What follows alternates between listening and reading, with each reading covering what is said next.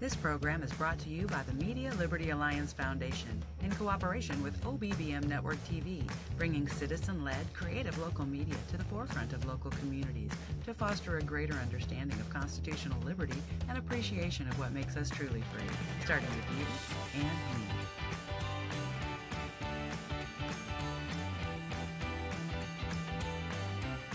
The Zach Rateliff Show is brought to you by Mortgage Financial in Texarkana, Exceed Health Clinic on Mull Drive in Texarkana, Elmwood Custom Goods, and Church on the Rock, Texarkana. That's churchontherock.org. New York Yankee Aaron Judge hit a home run and a fan caught the ball in his glove. While celebrating with his friends, he dropped the ball and someone else picked it up and put it in his pocket. Sometimes later, presumably his conscience bothered him and he returned the ball. That was the right thing to do. God has given all of us a conscience to help us know the difference between right and wrong. I'm Pastor John Miller. Visit me at churchontherock.org.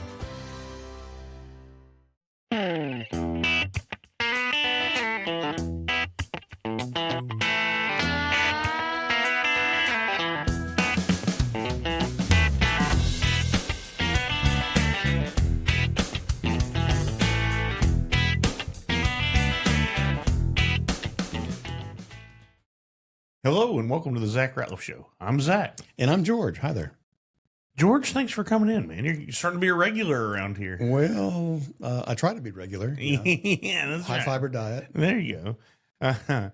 Anyway, beautiful day outside. It is. Thank God for it. Thank God for another day in the freest country he's ever put on the face of this earth, which is just our job to fight for it and keep it that way, I believe. Yes, the experiment requires refreshing. Oh, yeah, I like that. And that's what... wasn't it Jefferson said, hey, it's a republic if you can keep it. That's correct. I mean, and that's what we're seeing, especially, oh, man, I was kind of watching the election results the primary results come in from across the country, and the Democrat Party's going communism. It's already there, but I mean, they're not. Rush Limbaugh used to say that this is where they would happen and they would crack. And I think that we're beginning to see that. My worry is that all these non-commie Democrats, which I mean, I don't know if there are a bunch of them, but the ones who at least won't say it will just become rhinos. And then there'll be that problem. Now that might be getting the cart in front of the horse, but we're going to come up to a split in the Democrat Party here in the next 2 years. Yes, I can see that because a lot of the mid-conservative Democrats, those that are just finally tired of going with the flow, and that's exactly what probably 70%, well, I'll say 60% of them are doing. They're just going with the flow because they are historic and traditional Democrats. Yeah. At some point, they're going to get fed up. Yeah. But I'm afraid what Rush didn't see was the influx of money and energy and rhetoric that goes unchecked from the Islamic influence in the Democrat Party. Yeah, I don't think, he was right. He was leaving us about the time that was all kicking off. So that's did you see, actually, I told you I wouldn't do this at first, but no. Did you see, where was it? Well, the U.S. Congressman Keith Self in Texas yesterday got up in McKinney and just went through everything that's happening with that at the McKinney, I don't know what you'd call it, City Hall or whatever, their city council meeting. Did you see any of that? Yes, sure did. And then where was it yesterday in Texas? No, it wasn't in Texas. It was up north. Maybe it was in Minnesota or Michigan, that these Christians went to a Muslim parade and they got stoned. Yes. And not like in the fun way. Like no lighter involved. Yeah. No, like the Muslims hit them with rocks and beat them with sticks. And which, side note, we have the Second Amendment. I'm not telling you to go kill anybody, but you can defend yourself if somebody starts throwing rocks at you. These guys were absolutely constraining themselves to be pacifists. I mean, the videos show that, they're moving back, they're running, I started to say they run away. Yeah, in a case, I guess at the end they were running away. But when you're two guys and you've got 20 people after you, and they've already hit your sign with sticks and they're trying to hit you, and they've already thrown rocks and bottles, not a whole lot of convincing is going to be going on then. Right. And, some people say, well, you shouldn't have been there. Well, you can be where you can be in the public space now, and no one, you don't have to get along, but you can't hit somebody with rocks and sticks. If it were the other way, they'd be, hateful, Islamophobe, racist. That's correct. And I've seen uniformed police officers standing by as well. There was one just the week before that where, the guy's getting pushed around. He's trying to get to his car and all that. Cops just standing there. What's that about? Well, because I'm sure most city halls have said, hey, we don't want the lawsuit. That's right. Keep your hands to yourself, back off from it, let anything happen, and I'm sure they've probably drawn a line to, if there's blood flowing or something, let's get involved then. Right. Let the paramedics get in front of you. Yeah, that's, but I understand that to a degree, but to see American citizens getting rocks hurled at them and bottles hurled at them over their religion, than to see a U.S. representative to have the courage to go into McKinney and be like, hey, here's what's really happening. And he broke it down. It was very, very detailed. Well, it was a good general explanation by bullet of what was going on. Yeah, and he even, according to, and this is the Amy Meek is where I'm reading her kind of summary of it, but he went through the last 1,400 years of political Islam. Well, that's what it's been. The Crusades, the Christian Crusades, were a response to 400 years. Starting in 700, the Muslims started coming into the Holy Land and then to Europe and taking over. And finally, they're like, hey, those Christian kings are like, hey, we're going to be decimated. Yes, if we don't fight back. But we've been sold this lie because of communism. I will say that we're not greater than anybody, that we should disarm, the whole disarmament thing, and everybody will just get along. So they've spun that from the 60s being disarmament of nukes to, well, we just need to get along and just being pacifist, to the point that we just allow ourselves to get taken over. And now look at what's happened to Europe. That is what's happening. And communism did have a part of that, although it was very subtle, very subversive. The 400 years that Europe really kind of took it in the shorts was the same old Islamic convert or die message that's going on now, although maybe sometimes it's not said the same way. So that was the response. Spain was almost completely Muslim at the time. They were going into France. There were some Germanic intrusions as well. They didn't take to that very much. Right. So, boom. Now we've got a pope that listens to us. We're going to do a crusade. Right. Nowadays, and the reason I say that communism is kind of behind that, I feel it is anyway, is because religion, the Christian religion, has been the glue, the heart, the soul of what's made progress in the world. Mm-hmm. Not just the U.S., the great experiment, but in the world. That's how Europe stood tall through many, many years, centuries of wars. That's how they recovered so quickly. That and billions of dollars flowing out of the U.S. Treasury. Yeah, which is a blessing from God. That's correct. We were blessed to be able to do that. We went to the point where we did it at our own detriment. Mm-hmm. So debt escalated. Many of those countries, France to be one of them, was very ungrateful. Right. And I'm not saying they need to bow down to us, but even the spirit of cooperation was gone because they became socialists and communists. Well, even, China owes its existence to us. Yes. And everybody talks about, what if they call our debt? And I say, we just go back to World War II and like, all right, we're going to call our debt that we've haven't ever called. And here it is with interest. And then we're still on top. Right. Here's what you all owe us. Now, we supported Chiang Kai-shek because he was a Republican kind of at heart, and mainly just because he was against Mao. Yep. And so Mao won, and I think it was through more effective leadership and more effective, I'm not going to say pandering, but actually listening to the grassroots and doing what the grassroots needed. Yes. Imagine that. Yeah. What? What a concept. So obviously the Chinese went a different way, but they would have been murdered wholesale by Japan during World War II. Absolutely. If we hadn't stepped in. That's why we were landing bombers in China to side note, we were landing bombers in China to conduct operations. That's it's part of history that nobody talks about. Chiang Kai-shek, well, once he lost to Mao, Mao then goes on to kill 60 million people. Yes. I mean, that's so when you pair that, and that's why I say communism has something to do with this Islamic rise. That's what's gonna happen. Yeah, it's what happens every time. Yep. Vietnam, wherever you want to look, Cuba.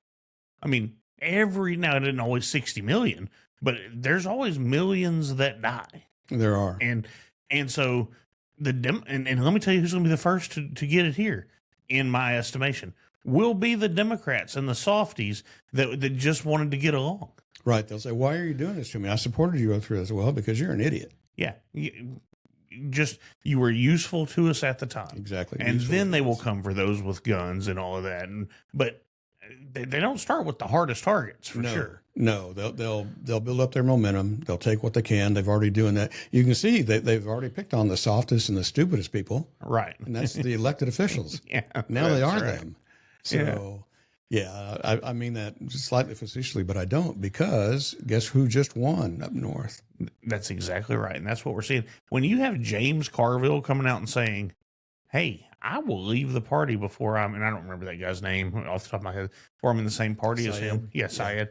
And then you have, if for anybody that listens to this, if you're not, Bill Maher and I are politically polar opposites. However, he's a true liberal, which is free of thought. Yes. He wants you to be able to think for yourselves. Not only is he free of thought, but he believes in free thinking. Yeah, there you go. Yeah, free thinking.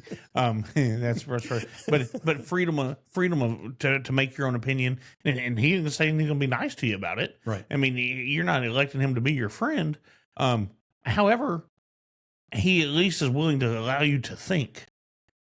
And so, if you're not watching the Bill Maher show, it's worth. Some of it's hard for me to watch sometimes, but there are other shows that are a lot harder for me to watch. And but when he's saying, "Hey, this is a problem," and then you have other Democrat people saying, "This is a problem," then you have Chuck Schumer yesterday came out and he wouldn't say that he was going to back, Syed, but he wouldn't say that he wasn't. That's correct. He was definitely on the fence there. Yeah, and so this all comes down to, what do the Democrats actually believe? Right. And then you and I had a conversation yesterday, and just not in passing, just probably 20 minutes or so. And I mean, you just kind of have a good plan about that. So I just wanted to bring you on to say, what do the Democrats actually believe? And let's kind of have that conversation. So I don't know that everyone grasps, I understand that, that's just my neighbor. Like I saw down the road from here, and probably a couple miles from my house, I saw a James Tallarico for Senate sign. Really? Yeah. And we've got one here. And I thought, that's wild. What can he be saying that someone in our area is like, you know what? I'm for that. I do not understand that, and I'm glad I don't. Yeah. Because that's exactly right. When I look at the comments, when Tallarico posts, when Tallarico posts, there's usually, "Oh yeah, go blue, go," and I'm like, wait a minute, aren't you listening to what he's saying? And the answer is no. The answer is no, and I'm really sad to say that. I've got some friends that are Democrats, good, solid Christians, etc., and they're going to vote Tallarico, and I'm like, oh, wait a minute, you're a Christian. You've said before that you're against abortion. You've said before that this transgender stuff is self-destruction and mutilation. He's for all that. Well, yeah, but he's the way to go. I mean, we're gonna stay voting Democrat. I'm like, man, did you check your brain at the door? What happened? Well, both parties can do this, and it is they've made the party their idol. And so a lot of times Republicans do it, and a lot of times Democrats do it. It's like, we're blue all the way, or we're red all the way. And that's the way it is. We're with this person because we have to be. We can't chance it. Sure. And we all do that. Maybe the Paxton race is a good example of that. That could be. I'm not going to say he's a man of character. I'm not going to say he's a man of low character. I don't know him that well. But I do know from the information that I see that the Republican Party is putting out that, well, we've got to go with this guy because number one, he won the primary. And number two, we need to unify for our fight against Tallarico. Number two is what I believe. Right. Tallarico must be defeated. And I see these ignorant polls out there say, oh no, he's ahead, he's ahead.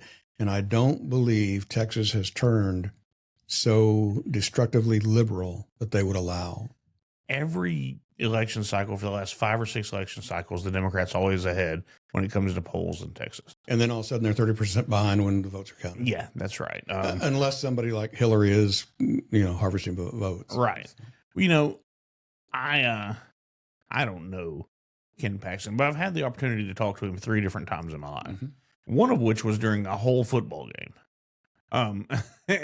Maybe not the whole thing. I think he maybe stayed 2.5 quarters or something, and got I was sitting here and he was sitting, as far as you are from me, and then of course he had a security team with him and everything, and yeah, maybe I'm not here to judge his character. One, it in my place, but 2, the decisions he's made for the citizens of Texas.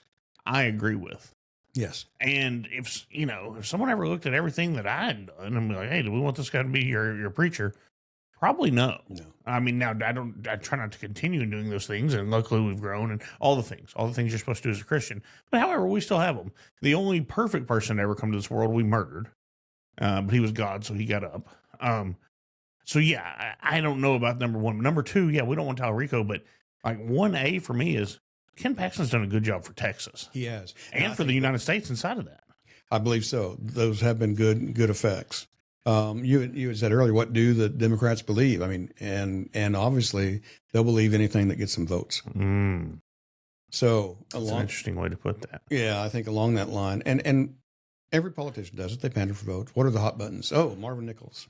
Oh, property tax. Yeah, data centers. Oh, data center. Yeah, I was going to say that's the newest one. Yeah. But, here's somebody that won the primary on this hot button. Here's one. No facts involved. Yeah.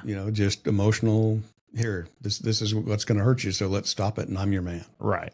Well, that being said, do you have some stuff? And I know you do on what do the Democrats believe? When you're voting for a Democrat, can you, or phrase this how you want to, I guess. Sure. Funny you should mention that. Yeah.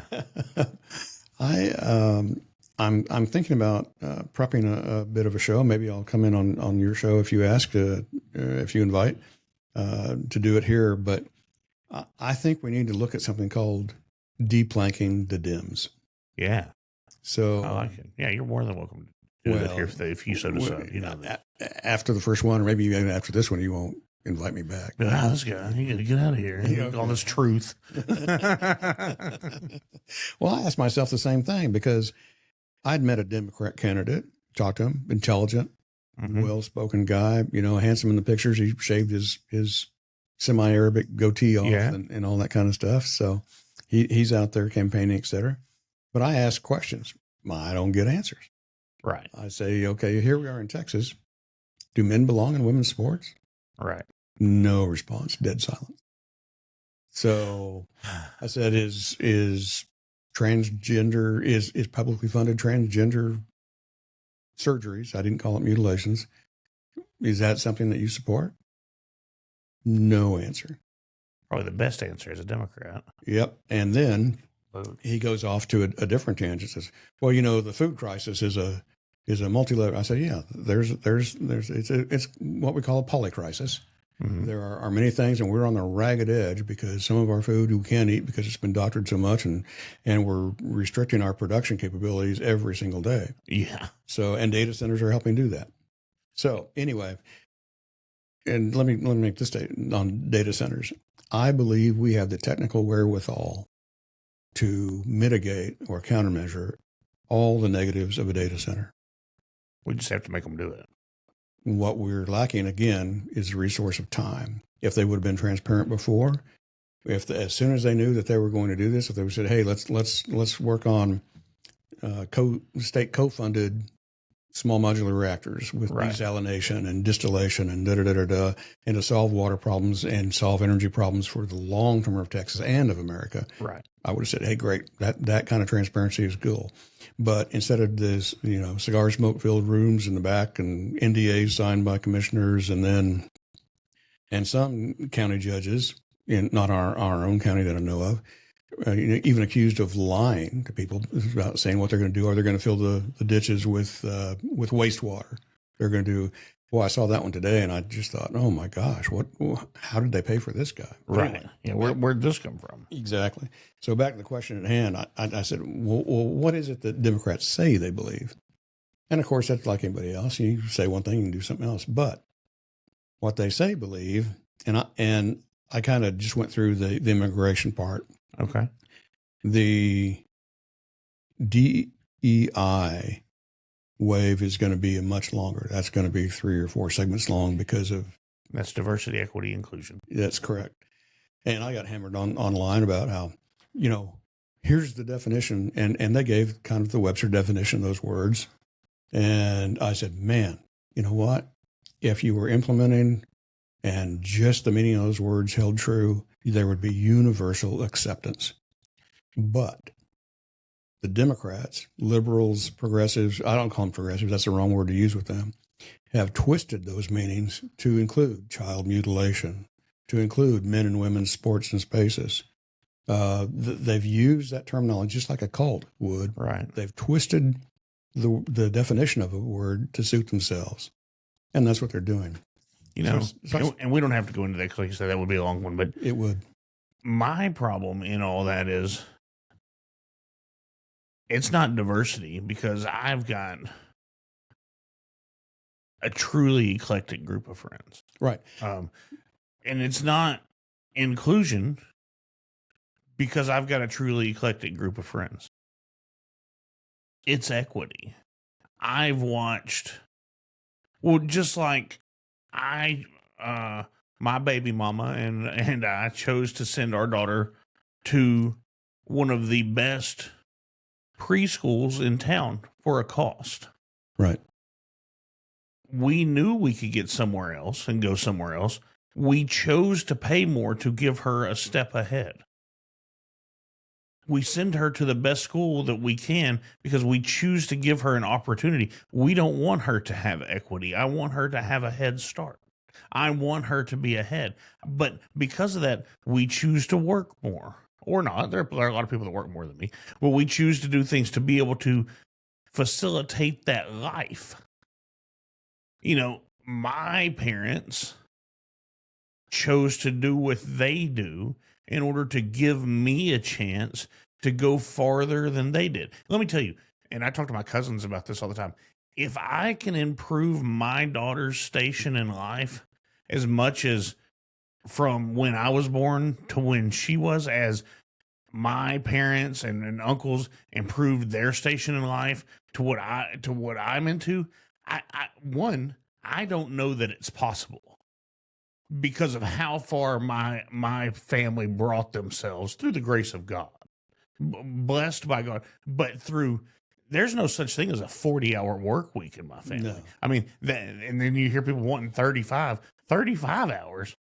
Or 32, actually, through the Okay. Texas DNC. And so, yeah. And so now, is there an 80-hour work week? Is there an 85? Is there a 90-hour work week? Yeah, absolutely. And do I work that every week? No. But I don't expect to have the results of someone that does. Now, however, am I pondering on it, thinking on it? Is my brain always going? If I considered that work, then yeah, we're getting there. Right. So anyway, I'm trying not to soapbox on you, but the equity thing is what really drives me. I want everybody to have opportunity. That's not equity. That's communism in the way the Democrats see it. That Right. means you work your 90 hours a week. So this guy that works 3 hours a week, which is usually just filing out his claims form for relief, Right. then he gets what you worked for. Right. All right. And through a lot of their statements, and this is the Texas Democratic, if I say Texas DNC, I mean Democratic Nonsense Convention, not National Convention. Yeah. But anyway, and I really, a lot of these guys are very well spoken. They know how to write. But if you go through their stated party platform, and this was printed as of a week or 10 days ago, end of July, you'll see that some of this is redundant. Some of this is so vague that it doesn't mean anything. It's ear candy. Yeah. And some of it actually contradicts itself to some degree. All right. But you're fortunate. I don't think the next generation is going to have life as good as we had it, just because of the state of the Islamification, the downhill side of the They're economy. definitely going to have different challenges. Yeah, your daughter's already well favored because she looks nothing like you. Yeah, that's except for the eyes, man. Yeah, she's got two like you. So, no. Yeah. I joke a lot, but mainly it's just because I'm too ignorant to say anything smart. So There you go. what I went through, and this was just on the immigration side of things. Okay. And they break down their platform. I think there were 40 or 50 bullets just under immigration. Right. So one of the first things, the Texas Democratic Party supports policies and programs that expand access to affordable health care and coverage opportunities to all immigrants. So That's a wild statement. it is. Everyone in the world is welcome to come here and get health care. Yeah, we're gonna give you a nose job, fix your teeth, pull your appendix, and turn you from a male to something else. How many people are in the world now? 8 billion, 7 billion, 8 billion? Almost 8.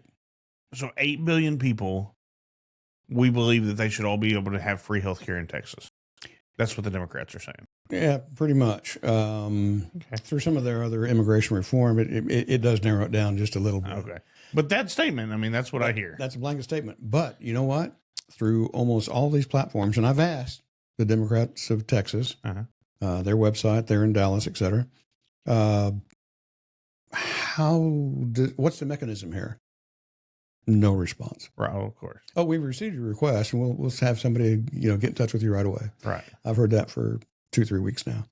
So anyway, that's bullet 17 out of theirs, and many of these bullets are blanks. They're just they're hitting the buzzwords, hot button list, so vague as to be amorphous in meaning, much less in implementation. They don't know how that's going to work. They don't know how the health care for the people that are getting it illegally now, per our systems, Right. they don't know how that's going to be paid for. Okay. Who pays for that? Well, the third and fourth generation from now. Yeah. Yeah. And as we're missing that opportunity because we're paying for illegal alien health care, we miss an opportunity to progress our society here. Right. Nobody understands that, we're just spending money. No, we're not. We're spending that money. We're missing an opportunity to truly improve what we have here in infrastructure, in compassion, in technology, et cetera. We're not fueling those issues. So anyway, that was one of the first things I said. Well, who pays for this? We've had another 10 or 11 million people, non-contributors, go into the healthcare system. Wait, you're hateful. You're saying immigrants don't contribute? That's correct. Yeah. Well, and here's the deal. If you're working and only let's say some come and do have jobs, so we know that to be the case. Right. However, when you're working on an all cash basis, you're not paying into the social fabric of our country. That's correct. So yeah, you're grocery shopping, but usually at a grocery store of your own ethnicity and brands. You're not paying your income tax, your property tax because you're renting. So you're not funding the medical care. You're not funding all the things that we are funding. Well, now, even if we said that, okay, they're not funding that, and I do believe a lot of illegal aliens are getting paychecks, actual paper checks, and there are deductions made, et cetera. Maybe 10 or 12 of them have the same social security number. I don't know. Mm-hmm. Some of them are sending that out there. Oh, I'm sorry, I should turn that off. That's okay. And so some of them are contributing in that way somehow. But so much of this is cash. I think about just some people that I know that deal in cars, and do we need to pause? Yeah, let's do that. Hey, we're going to go to break. We'll be back. Sorry about The Zach Rateliff Show is brought to you by Mortgage Financial in Texarkana, Exceed Health Clinic on Mull Drive in Texarkana, Elmwood Custom Goods, and Church on the Rock, Texarkana. That's churchontherock.org. Midshipmen at the Merchant Marine Academy applauded when the Secretary of Transportation brought up from the basement a painting of Jesus where it had been placed by the Biden administration. The painting was removed after a demand from the Military Religious Freedom Foundation. I applaud you, Mr. Secretary. We need people of courage to stand up to those who bully people of faith. I'm Pastor John Miller. Visit me at churchontherock.org. All right, we're back. Thank you very much. Yeah. So I see a number of people that I know, and not just here in our locale, but Dallas, et cetera. Mm-hmm. And their ethnic group buys and sells houses and cars, et cetera, just by exchange. Here, this is what I've got for you. This is what I can do. That's right. And no sales tax. It's truly a black market. Correct. Yeah. Especially in a non-cashless society, it's even easier to do. Yeah. So, and I'm not arguing for a cashless society at all. It's just that it happens. Yep, some of them do. But you know that we spent $1.2 trillion in 2025 on healthcare. Right. We're only going to spend about $960 billion for defense. And that's a hugely expanded defense budget than what we've had before. Yeah. And it's still not anything compared to healthcare. Well, you know, it's amazing to me talking about, and it's not just Mexican illegals, but I want to use Mexico as an example on this. I used to manage banks, I think you know, and we did Western Union. And so on Sundays, we were 7 days a week. On Sundays, the amount of Western Unions we would send to Mexico was astronomical. Okay. But it was always all cash, right? Because it had to be. Yep. And then when you get to check it, even now, you can go check. And you know what? To his credit, Nathaniel Moran, our U.S. Congressman here, has had some taxes passed on wire transmittances internationally. And, you know, I've been talking to him about it since he got it because I'm like, hey, what about this? Because one of the largest GDP factors in Mexico, it's like oil, rubber, I think tourism, and then like 4 or 5 is GDPs from America. I mean, wire transfers from America. Yeah. Like there's so much money that leaves. It's never taxed. It's not used to go towards that health care or towards, and then on top of that, then you know, working in a bank, you could see, because if if they had a bank account, however that worked, then you could see what benefits came into it. Right. And so then we're paying welfare, we're paying, you know, WIC, or we're paying, you know, food stamps or whatever. And then 2 million houses in Texas go to illegals. Well, okay. So now your cost of rent has gone up. So just all to your point here, absolutely, this is all part of it. And again, it's not just that we're missing that money; we're missing the opportunity that money and that participation offers. Right. So it's always a double-edged sword. You don't just lose something. You've lost the money itself. You've lost opportunity. In fact, many businesses are very concerned about a term called missed opportunity, not just in sales, but in recoverable or margins. So, and I was going to say that during that time, all this is going on, the Democrats don't have a countermeasure for our healthcare system being insolvent in 2033. Right. That's just 6.5 years from now. Yeah. So the one thing I did say, well, we're going to tax the billionaires more. Yeah. How does that help? I'm trying to look at the difference there. The billionaires in the U.S. Yeah. Okay. If you tax them more, I guess if you tax them into oblivion. Right. There'll just be more people that depend on the government for health care. Exactly. So there's not a solution there. You know, I've never gotten a job from a poor person. Yeah, that'd be kind of hard to do, wouldn't it? They weren't all filthy rich, but never gotten a job from just some like, oh, these rich. Well, I've never gotten a job from a poor person. I'm sorry, I'm not trying to derail you. No, I think that's a pretty good point. That capital is required in a capitalist society to try and build businesses, and those businesses, no matter how big or small, hire people. Right. So I guess we're evil capitalists. I'm glad to be one. I am. So I wish I had more capital in my capitalist. Yeah, that's right. I wish I had a capitalist. Exactly. Yes, mine are lowercase. Yeah, that's right. Not capital. So the other thing was they wanted bullet 19 under that immigration, repeal or diminish.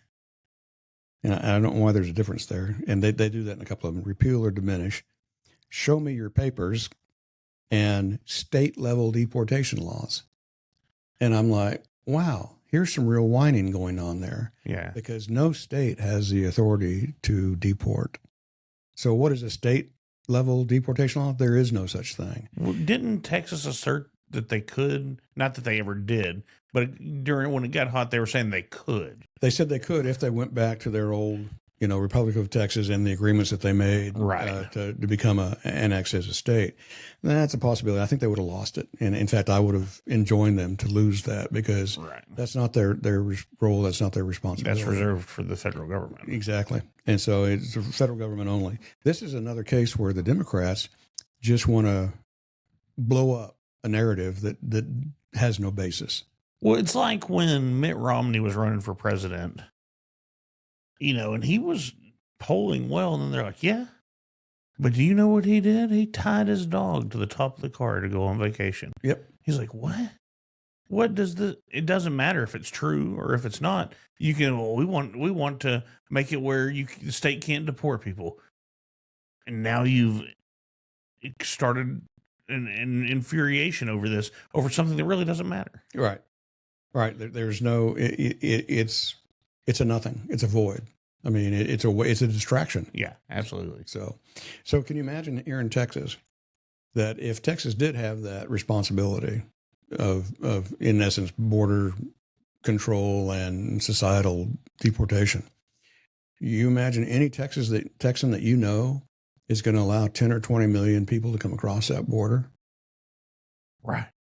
No, we'd be over on the border, probably loading magazines. So the issue for me with Texas and the border is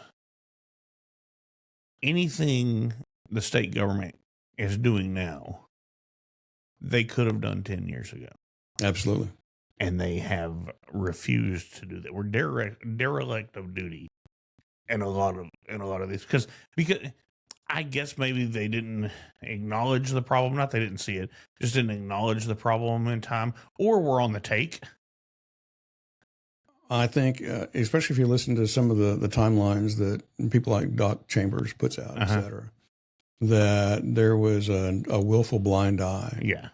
Both in the extreme of our response and the delay of our response. Right. I should say the intensity of our response and the delay. So that concerns me.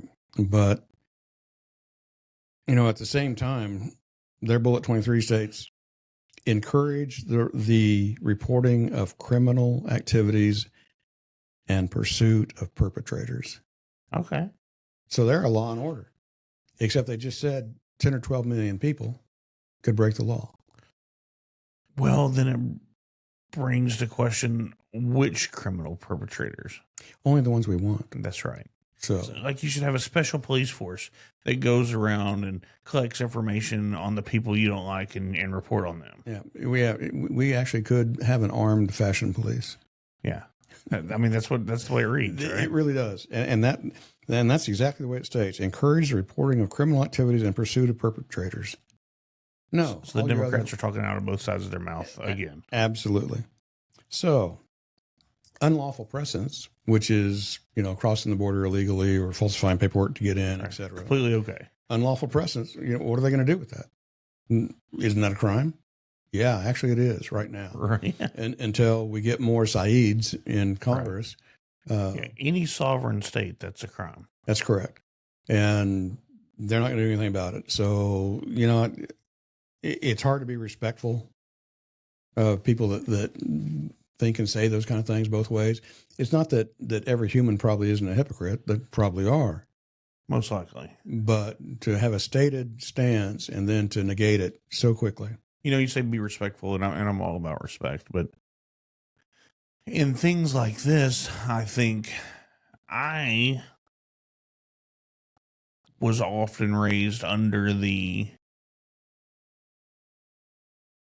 well, with this, it's, especially in the South, right? Respect your elders, Yeah. where we had that, but it was, don't do so to a status of, yes, respect your elders, but also respect those who respect you. Yes. And so, have a level of respect just in general.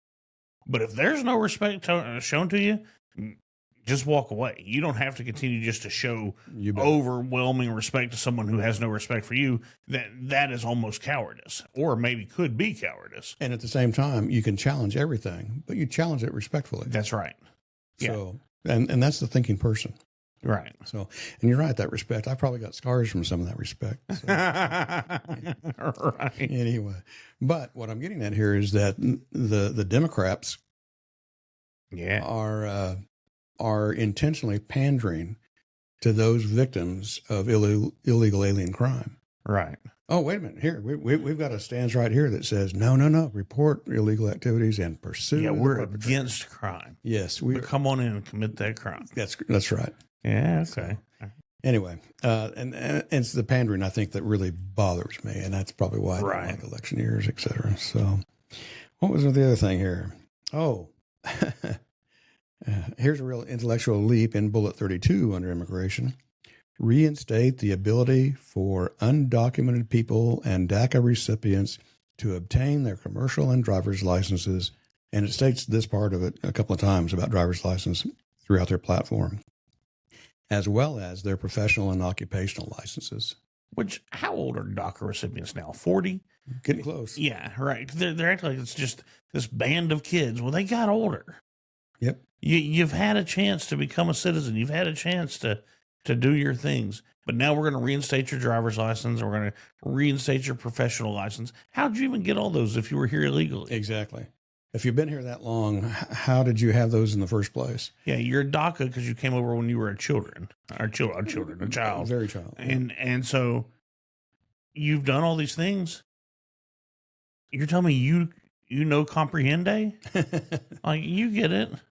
Okay, well, or how about later in the DOT in the highway situation where we've had many fatalities because they can't read a sign or just decide to not follow transportation regulations. I haven't been as many locations as you have probably. However, having ridden in a car in a taxi internationally in multiple countries, it's generally terrifying. And so if that's the way you drive, it doesn't jive here. It doesn't.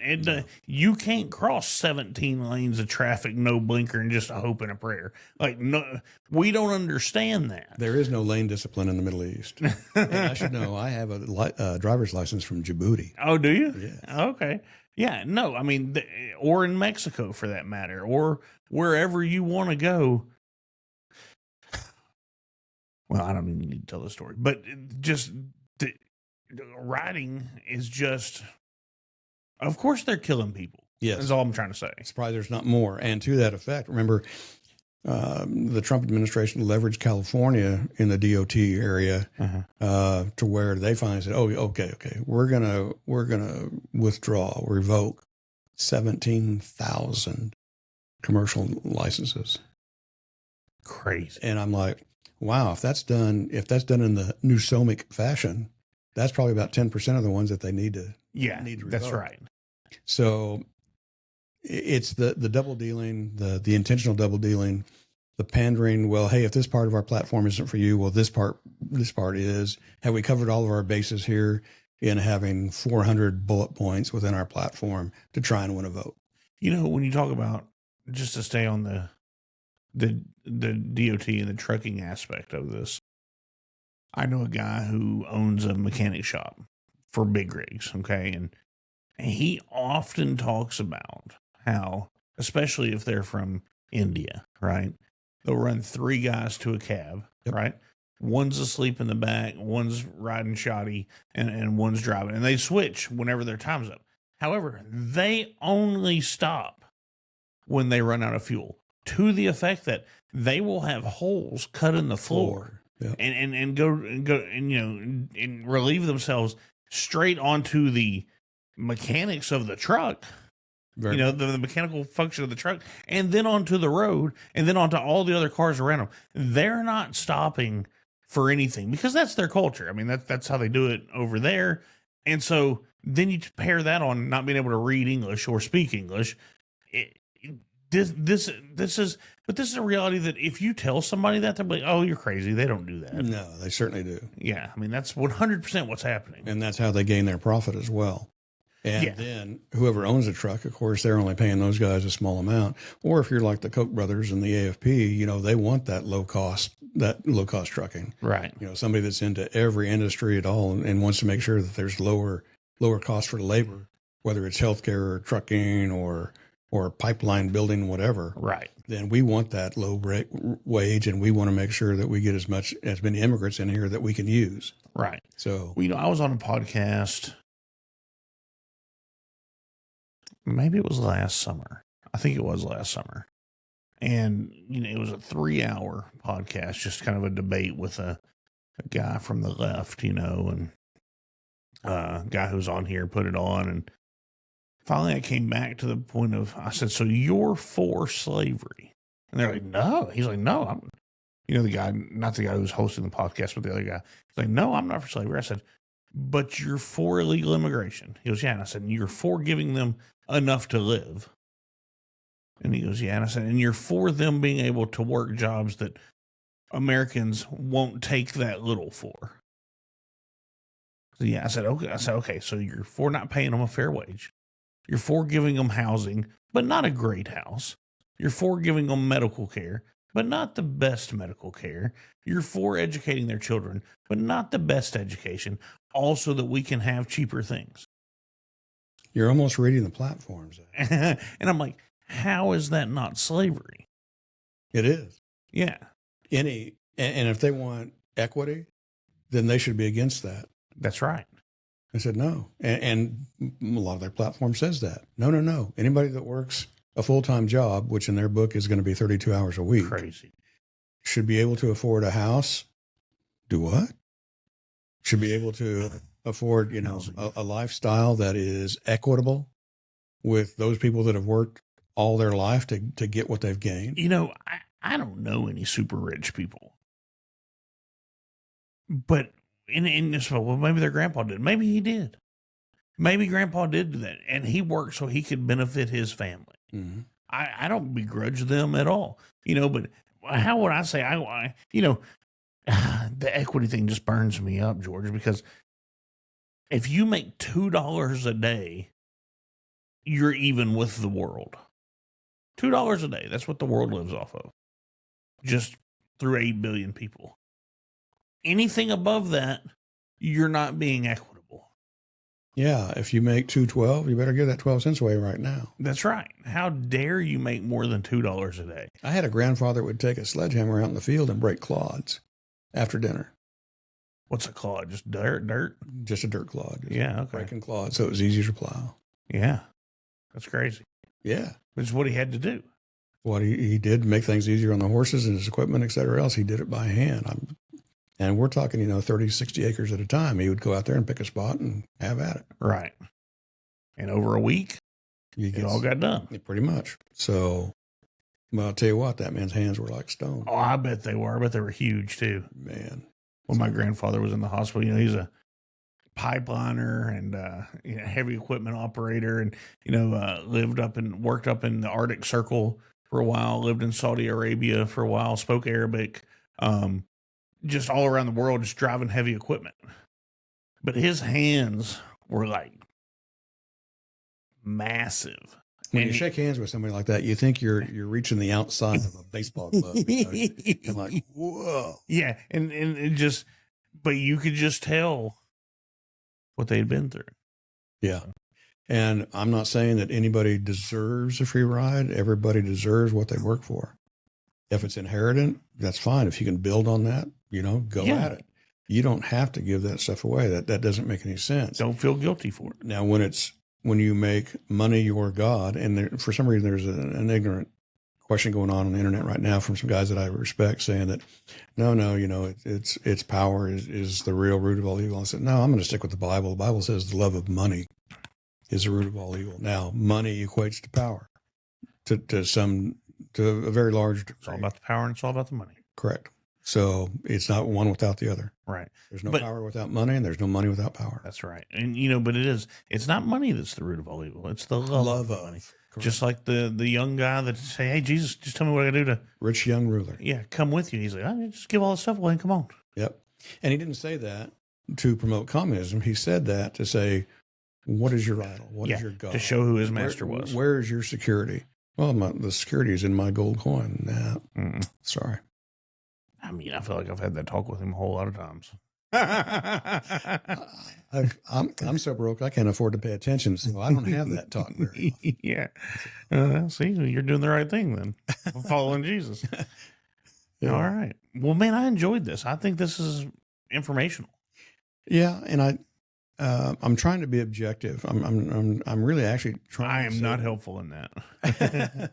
Well, I have my own inhibitions here as well, but I don't understand why they're doing what they're doing. And you get me off on this men and women's sports and spaces, and I'm like, or having a 6-year-old going through transgender hormones or surgery, and I'm like, no. A few years ago, my daughter and her friends in the neighborhood were, they're probably 7 or 8, and riding bikes and skateboards and whatnot and down. I've got the good driveway. I don't have the hump to come into it. It just goes straight out into the street, So my driveway is often a time I came home the other day and there's a group of kids that didn't even know use my driveway for, and I don't care. That's why I live where I live, so that that's the Rateliff Raceway. Yeah, that's right. But one came by and said, okay, pretend I'm a kitty cat this time. And then the next time she rolled by and she goes, okay, pretend now I'm a police officer. And then, pretend we're astronauts. Yep. And there was a game of pretend going on. And I texted somebody, I said, if we were doing this the Democrat way, we would have to immediately take these 7-year-olds, go to the doctor and be like, make this person a kitty cat astronaut police officer. And this is their decision for life. Yep. Right here at 7. Right? Well, obviously that's not it. No, it's not. It's not. And that's not supporting the child at all. We're letting them be creative. No, you're fomenting. Letting them be creative is letting them say all those things while they're riding bicycles and scooters and drawing on the drawing. Yeah, okay. And then it's, okay, clean your dress off. Let's go back to being little girls. Yep. You know what I mean? I mean, that's exactly right. Yeah. Well, let's do this again. Let's do another segment sometime. All right. Should we go after DEI or should we talk about more current things? I mean, more urgent things. It's urgent. I want to do a whole episode on just DEI. I do too. I don't know that I have it in me today. And we may break it up into segments. Maybe it just depends. But maybe I can do some real learning and maturing and do something in a concise form. Why don't some of you that are going to hear this let us know how do you want to process it? Do you want to do all DEI? Kind of let us know. But George is working on breaking down these planks of the Democrat Party, and we're going to talk about them and cover them just so maybe we all have a better understanding, and that'd be good. And I tell you what, tomorrow I'll drop a news update show, and I'll just do straight articles that we missed in the last week of little Ratliffology on what's going on. That sounds great. All right, George, I appreciate you. Thank you, Zach. All right, I hope God blesses each and every one of you today.